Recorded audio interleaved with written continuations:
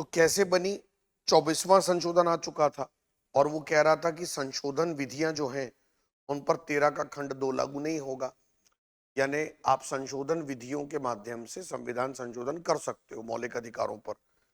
इसी दौरान क्या हुआ कि एक संशोधन और आया, 29वां। इसको लिखने की जरूरत नहीं है, सुन लीजिए। इस संशोधन के द्वारा क्या किया गया कि केरल भूमि अधिग्रहण विधेयक जो था, केरल भूमि अधिग्रहण अधिनियम, इसको 9वीं अनुसूची में डाल दिया गया। यहीं से केशवानंद भारती केस की पृष्ठभूमि बन गई, क्योंकि अब केरल सरकार जो थी वो कई मठों पर और कई ऐसी भूमियों पर जहां पर अकूट धन संपत्ति थी उन पर अधिग्रहण करने वाली थी। और यही हुआ जब केशवानंद भारती जी जो थे, वो केरल में एक एडनीर नाम का मठ है, अभी भी है, उस मठ की संपत्ति पर केरल सरकार अधिग्रहण कर रही थी।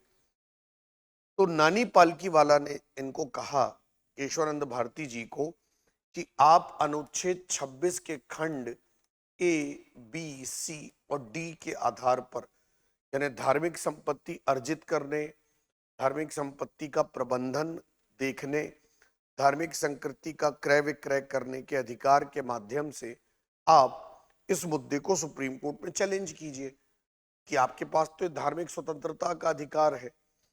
और तब उस समय भारत की सबसे बड़ी बेंच, 13 जजों की बेंच बैठी केशवानंद भारती केस में। इससे पहले 11 जजों की बेंच गोलकनाथ में बैठी थी और 7:6 से, यानी एक जज भी इधर उधर होता तो मूल ढांचे का सिद्धांत नहीं आता, 7:6 से निर्णय आया सुप्रीम कोर्ट का, और सुप्रीम कोर्ट ने पहली बार मूल ढांचे का सिद्धांत यहां पर दिया। अब मूल ढांचा क्या है उसको जरा हम अभी देखते हैं, लेकिन सुप्रीम कोर्ट ने कहा क्या पहले वो समझ लीजिए। सुप्रीम कोर्ट ने ये कहा कि हम ये मानते हैं कि संसद की संविधान संशोधन की शक्ति जो है और विधि निर्माण की जो शक्ति है वो दोनों पृथक है, अलग अलग है। यानी गोलकनाथ के निर्णय को यहां पुनः बदल दिया गया। यानी सुप्रीम कोर्ट ने यह मान लिया कि संविधान संशोधन विधियां अलग होती है, आर्टिकल 368 अलग है, और विधि निर्माण की जो शक्ति मिली हुई है संसद को वो अलग है, वो दोनों अलग अलग है। ये हम मानते हैं। हम ये भी मानते हैं कि संसद की संविधान संशोधन करने की जो शक्ति है वह अत्यंत क्या है, व्यापक है, वृहद है, बहुत बड़ी शक्ति है। लेकिन उस शक्ति को, संविधान संशोधन की शक्ति को, मूल ढांचे के सिद्धांत से सीमित किया जाएगा, क्योंकि भारत में कोई भी ऐसी संस्था नहीं है जो निरपेक्ष है। स्वयं सर्वोच्च न्यायालय भी निरपेक्ष नहीं है। निरपेक्ष का मतलब ऐसी शक्ति, ऐसी संस्था जिस पर कोई प्रतिबंध ना हो।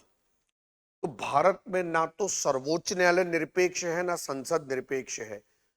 अतः हम यहां मूल ढांचे से संसद की संशोधन की शक्ति को सीमित करेंगे। तो लोगों ने पूछा कि भाई ये मूल ढांचा क्या है? तो संसद के लिए सुप्रीम कोर्ट ने कहा कि आने वाले कई निर्णयों में हम मूल ढांचे के तत्व अव्यय बताते रहेंगे। संविधान में ऐसा कोई भी हिस्सा जो संशोधनीय नहीं है, जिसमें संशोधन की शक्ति लागू नहीं होती है, वो मूल ढांचा कहलाएगा। अब यहां पर आज की डेट तक सरकार इस बात को लेके कंफ्यूज है कि साहब मूल ढांचा क्या है, और इस पर लेकर आगे काफी बहस भी हुई जब मूल ढांचे की शक्ति का अनुप्रयोग करने का प्रयास भी हुआ। संसद ने यह कहा कि मूल ढांचा बताने का उद्देश्य हमारा ये है मौलिक स्वतंत्रताओं की रक्षा करना। तो मूल ढांचा हम कैसे समझें? जैसे उदाहरण के तौर पर मैं आपसे अगर कहता हूं कि जब हम मूल ढांचे के सिद्धांत या डॉक्ट्रिन की बात करते हैं तो एक शब्द होता है, देखिए, डॉक्ट्रिन। एक शब्द होता है जिसे हम बोलते हैं थ्योरी, और एक शब्द होता है जिसे हम बोलते हैं प्रिंसिपल।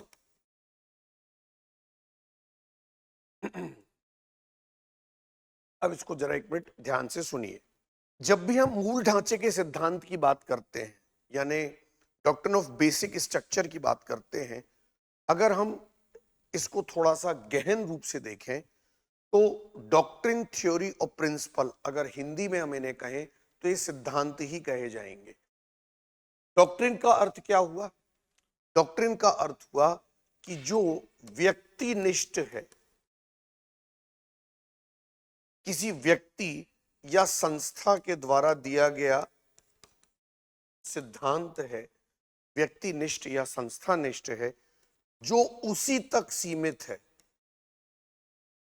जो उसी तक सीमित है, अर्थात जिसकी व्याख्या या तो वही व्यक्ति करेगा या वही संस्था करेगी, उसे हम डॉक्ट्रिन के तहत संबोधित करते हैं। जैसे उदाहरण के तौर पर मैं आपसे कहूं गुजराल सिद्धांत,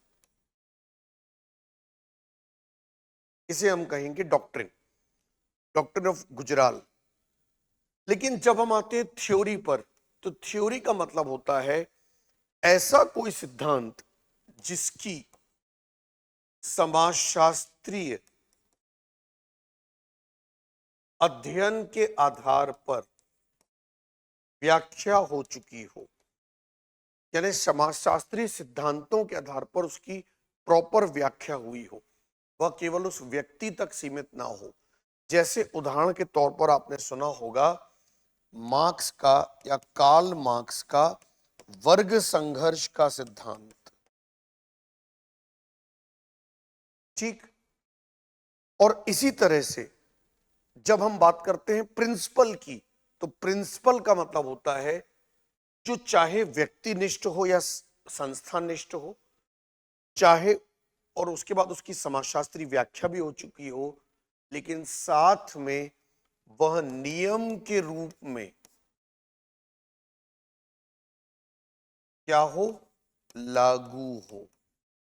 जैसे उदाहरण के तौर पर मैं आपसे कहता हूं कि न्यूटन का सिद्धांत या न्यूटन का नियम। अब आप तीनों में अंतर देखिए। जब हम मूल ढांचे की बात करते हैं तो मूल ढांचे के सिद्धांत को हम डॉक्ट्रिन ऑफ बेसिक स्ट्रक्चर यानी बुनियादी ढांचे का सिद्धांत कहते हैं, जो सुप्रीम कोर्ट तक ही सीमित है। समाजशास्त्री व्याख्या उसकी कोई कर नहीं पाया सुप्रीम कोर्ट के अलावा, सुप्रीम कोर्ट ही करता है या हाई कोर्ट। और याद रखिएगा वो नियम के रूप में लागू नहीं है, समय समय पर उसका अनुप्रयोग हुआ है। लेकिन जब हम बात करते हैं थ्योरी में, तो मार्क्स का वर्ग संघर्ष का सिद्धांत है, इसकी प्रॉपर समाजशास्त्री व्याख्या हुई, इस पे हजारों किताबें लिखी गई है। लेकिन ये भी नियम के रूप में ऐसा लागू नहीं है हर जगह कि वर्ग संघर्ष आपको हर जगह दिख ही जाएगा। कुछ कुछ जगह पर है, लेकिन हर जगह वर्ग संघर्ष व्याप्त नहीं है। देन प्रिंसिपल, नियम के रूप में जिसकी समाजशास्त्री व्याख्या भी हो चुकी है, भले ही न्यूटन ने दिया था लेकिन नियम के रूप में लागू है। न्यूटन का प्रथम नियम, द्वितीय नियम, लागू ही है, प्राकृतिक रूप से लागू है, तो इसको सिद्ध किया जा चुका है। तो जब हम डॉक्ट्रिन शब्द यूज करते हैं यहां पर, इसलिए करते हैं क्योंकि ये एक संस्था तक सीमित है। अब अगर आपसे बोला जाए साधारण शब्दों में कि सर ये मूल ढांचे का सिद्धांत है क्या, ध्यान से सुनिएगा। संविधान के भीतर की जितनी भी मौलिक चीजें हैं, तो जितनी भी मौलिक चीजें हैं उनके भीतर का ढांचा मौलिक ढांचा। अब बोलेंगे सर ये क्या बात हुई, फिर से बोल रहा हूं, संविधान की जितनी भी मौलिक चीजें हैं उन मौलिक चीजों के भीतर का ढांचा मूल ढांचा। जैसे मान लीजिए मैं आपके सामने एक वर्ड रखता हूं फंडामेंटल, ठीक है, और एक वर्ड रखता हूं बेसिक। देखा जाए तो हिंदी में दोनों को ही मूल या मौलिक कहते हैं। अब अगर मैं आपसे कहता हूं कि फंडामेंटल राइट्स जो हैं वो हमारे लोकतंत्र का आधार है, बेसिक है, तो कैसे समझें इसे हम? जैसे देखिए ध्यान से, ये हमारा संविधान है ना, और हमारे संविधान की एक मौलिक चीज क्या है? हमारे संविधान की मौलिकता, उसकी ओरिजिनलिटी किस पे टिकी हुई है? हमारे लोकतंत्र पे टिकी हुई है। और लोकतंत्र किससे मिलकर बना है? मौलिक अधिकारों से। और मौलिक अधिकार किससे मिलकर बने हैं? अगर हम मौलिक अधिकारों को देखें तो मौलिक अधिकार किससे बने हैं? मौलिक अधिकार बने हैं न्याय से, स्वतंत्रता से, है ना? इनसे ही बने हैं मौलिक अधिकार। समानता से, बंधुत्व से, फ्रेटर्निटी, इक्वालिटी, लिबर्टी, जस्टिस, इन सब से मिलकर मौलिक अधिकार बनते हैं। अब आप स्वयं सोचिए, अगर ये कमजोर हुए, यानी अगर ये आधार कमजोर हुआ, तो पूरा का पूरा मौलिक ढांचा ही कोलैप्स कर जाएगा। कहने का तात्पर्य यह है कि लोकतंत्र एक मौलिक वस्तु है हमारे संविधान की, और लोकतंत्र टिका हुआ है किस पर? मौलिक अधिकारों पर। तो मौलिक अधिकारों का आधार क्या है? न्याय, स्वतंत्रता, समानता, बंधुत्व। तो संविधान की जितनी भी मौलिक चीजें हैं उनके भीतर का ढांचा, मौलिक ढांचा, यही मैं आपको समझाना चाह रहा हूं। जैसे मान लीजिए आपने एक बिल्डिंग बनाई, ठीक, और उस बिल्डिंग का आपने नाम रखा संविधान, कॉन्स्टिट्यूशन। अब उस बिल्डिंग में आपने एक फ्लैट बनाया, एक कमरा बनाया, उस कमरे का नाम है लोकतंत्र। अब उस कमरे में एक पिलर है, उस पिलर का नाम है फंडामेंटल राइट। उस पिलर में आपने पानी रूपी न्याय रखा, स्वतंत्रता रूपी कलर किया, बंधुत्व रूपी रेत डाली, और समानता रूपी ईंट रखी। अगर इनमें कहीं मिलावट हुई तो सोचिए, वो पिलर कमजोर हुआ। जब वो पिलर कमजोर हुआ तो क्या हुआ? वो फ्लैट कमजोर हुआ। अगर वो फ्लैट भी कमजोर हुआ तो बिल्डिंग तो कमजोर होनी ही होनी है। समझ गए बात को? और हम कहां फंसते हैं? हम फंसते हैं हमेशा यहां पर कि मौलिक ढांचा क्या है साहब? बोल दिया फंडामेंटल राइट और मुक्त हो गए। है फंडामेंटल राइट के भीतर क्या है? और यहीं से तो मुद्दे और केसेस निकल कर आते हैं सुप्रीम कोर्ट में और हाई कोर्ट में। जैसे उदाहरण के तौर पर मैं अगर आपसे बोलूं न्याय का मामला, तो न्याय का मामला तो केंद्र और राज्य के बीच में भी हो सकता है। न्याय का मामला तो स्त्री और पुरुष के बीच में भी हो सकता है। न्याय का मामला तो किसी के बीच में भी हो सकता है जो भारत में रहवासी रह रहा हो। अगर मैं स्वतंत्रता की बात करूं भारत में, तो स्वतंत्रता के कई अधिरूप आपको देखने के लिए मिलेंगे। स्वतंत्रता कैसी है? धार्मिक भी है। स्वतंत्रता कैसी है? व्यक्तिगत भी है। स्वतंत्रता में तो एक ऐसी स्वतंत्रता भी है जिसमें निजता का अधिकार भी है। तो देखिए इसकी व्याख्या हुई। बंधुत्व क्या है? बंधुत्व हमारी एकता, अखंडता को स्थापित करने का एक तरीका है। समानता का व्यवहार सबके साथ होना चाहिए। समानता के भी कई रूप हैं, राजनीतिक समानता, आर्थिक समानता, सामाजिक समानता, जहां डीपीएसपी भी जुड़े हुए हैं। अगर ये सब चीजें कमजोर हैं तो फंडामेंटल राइट ही कमजोर है, मतलब मौलिक अधिकार कमजोर तो लोकतंत्र कमजोर। और इन्हीं के आधारों पर सर्वोच्च न्यायालय डिसीजंस देता है। तो सर्वोच्च न्यायालय क्या कहता है? केशवानंद भारती केस में 1973 में सर्वोच्च न्यायालय ये कहता है कि हम ये बात मानते हैं कि भाई देखो ऐसा है, संविधान संशोधन की शक्ति बहुत व्यापक है और विधि निर्माण और संविधान संशोधन दोनों अलग अलग हैं। पहली बात। दूसरी बात, संविधान संशोधन की शक्ति निरपेक्ष नहीं हो सकती, व्यापक जरूर है, असीमित नहीं हो सकती। उसे मौलिक ढांचे से क्या किया जाएगा? रोका जाएगा। तो मौलिक ढांचा क्या? संविधान की जितनी भी मौलिक चीजें, उनके भीतर का ढांचा, वहां पर जाकर संसद संशोधन नहीं कर सकती। और इसी केशवानंद भारती केस के माध्यम से क्या किया, मौलिक ढांचे के कुछ अव्यय हमारे सामने रखे गए, जैसे संविधान की सर्वोच्चता।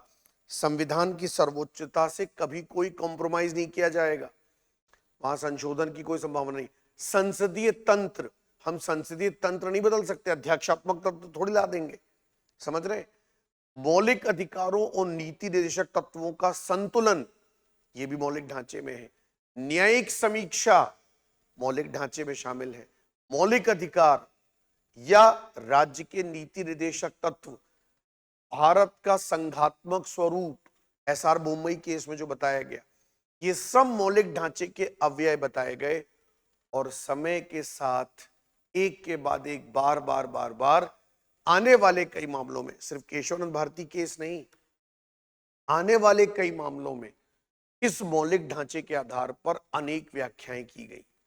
सुप्रीम कोर्ट ने यह कहा कि हम यहां पर केवल मौलिक ढांचे की व्याख्या ही नहीं कर रहे हैं, आने वाले समय में हम कई निर्णयों में इसको अधिरोपित भी करेंगे, इसका प्रयोग भी करेंगे।